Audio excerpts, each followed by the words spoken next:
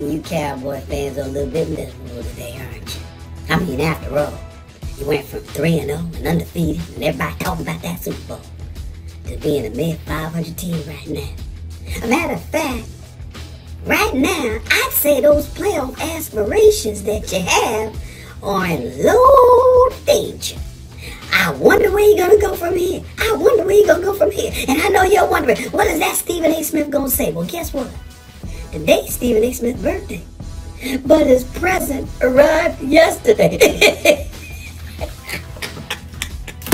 I'm so sorry. But, in case you're crying, I got a little gift for you.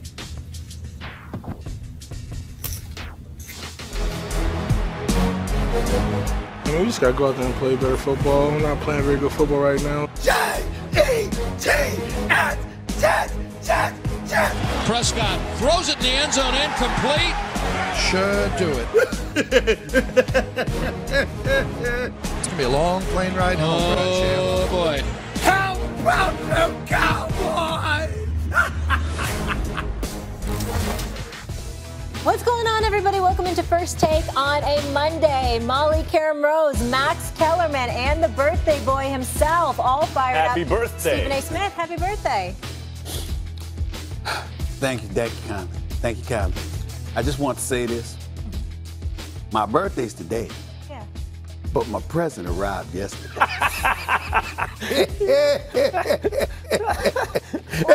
Let's discuss it. The football So guy. after missing a month of football with mono, Sam Darnold returned to game action, throwing 2 TDs and led his Jets to their first win of the season over Stephen A's Cowboys. Dak Prescott, who is still looking for a new contract, failed on a 2-point conversion late in the fourth quarter. The boys have now lost 3 straight games to the Saints without Drew Brees, to the Packers, and now the Jets. Let's hear from them on the loss.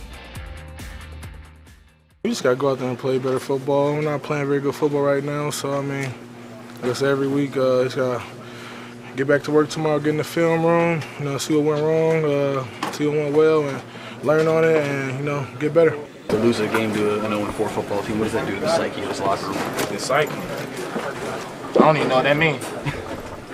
What does it do to the confidence of this football team? It don't change. Not at all. We know what the hell happened today. We beat ourselves just like last week. Now it's time to buckle down and, get things going. Not only has Dak been under scrutiny recently, but also his head coach, Jerry Jones, had this to say about Jason Garrett's status. Quote, "I'm going to be very trite. I was a lot happier with what he had done the first 3 games than what's happened the last 3 games. But the big thing I want to say is it's not just him. This is across the board." Stephen A., how much trouble are the Cowboys in? Well, they're in the world of trouble.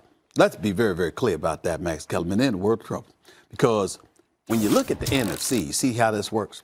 If you're 3-3 and you're a 500 team, chances are, if this trend continues, and we have no reason to believe that it won't, the reality is that the NFC East playoff participant is going to have to be the winner of the division. There's not a wild card that's going to come out of there. Not when you're looking at Chicago, Detroit, and Green Bay in the north. Not when you're looking at New Orleans and Carolina in the south. Not when you're looking at Seattle, San Fran, and to a lesser degree, those reigning NFC champion Los Angeles Rams that don't really look like champions right now. Nevertheless, you got an abundance of teams out there in the NFC, and they're going to get in the Dallas Cowboys way or the Philadelphia Eagles. You're going to have to win the division to get out of the East. I want to say this about the Dallas Cowboys and why they're going to get in trouble. I was reading an article in the Dallas Morning News this morning, and one of their columnists, I believe, accurately pointed out a huge problem on the part of Jason Garrett, and he labeled it as arrogance. Okay, that Tim Cowlishaw? I believe it's my guy Tim Cowlishaw. I believe it's Tim Cowlishaw, but I'm not sure if he was the one that wrote for me. I'm not sure if he's the one that wrote the article. But here's the point that he was making: you've got second quarter, it's 4th and 2 at the 7-yard line with a little over 4 minutes left in the half. Jason Garrett, knowing you got 2 tackles out of the game, knowing that your running game ain't great, knowing that Amari Cooper and Randall Cobb are not available to you, and your offense wasn't looking as stout as we're accustomed to seeing it look, you kicked the field goal right there, and you're all right. What happens? He says, no, can't do. I'm going to go for it on 4th and 2, and I'm going to call a quarterback sweep for Prescott. It fails. He gets swallowed. The very next play, Sam Darnold connects with Robbie Anderson for a 92-yard touchdown, and that double move by Randy Anderson on a Woozay. And as a result, the Jets go up 14-3. As we look back on it, had they kicked the field goal at that particular moment in time, guess what? Would have been a different ball game, because what did you need at the end? 2-point conversion. That's Jason Garrett. That's coaching. Once again, that's coaching, not stepping up to the plate and handling this business, which is why I have no problem with Jerry Jones taking that position. Dallas Cowboys in a world of trouble right now, and I can't say that I'm upset about it. Dallas Cowboys are in some trouble, but fortunately for them, the NFC East is so bad that they could still make the playoffs. Mm-hmm. They're not going to do anything once they get there. Right. Maybe if it matches up a certain way, they can win a game. Maybe they can win 2 playoff games. They ain't winning the Super Bowl this year, even if everything falls their way. Yeah. I agree with Tim Callishaw's point. Was Tim Callishaw. And I want to address that for a second. He hears, Jason Garrett, the criticism from guys like me. No, from me, right? Coaches are such cowards in the NFL. It's unbelievable. They never go for it on 4th down, not nearly as much as they should, because they're afraid about getting second-guessed. He hears, I've brought it up a million times, you have Ezekiel Elliott. You drafted him 4th overall. He's exceeded expectations. You're in midfield, and I mentioned this from last year, 1 yard. You're 4th and 1, and you punt.